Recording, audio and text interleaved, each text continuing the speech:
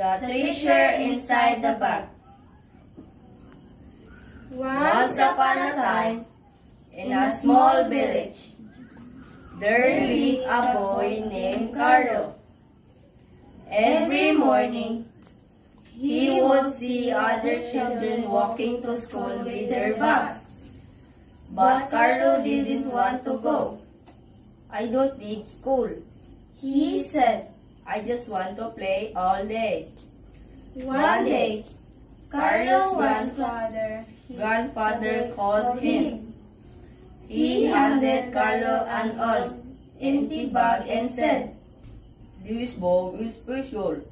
It can be filled with treasures, but only if you go to school." Carlo was serious, so he started going to school. Each day, he learned something new. How to read stories, solve numbers, and understand the world around him. Each time he learned, it felt like his bag grew heavier, even though nothing was inside. Years later, Carlo realized the truth. The treasure was not gold or silver, but knowledge.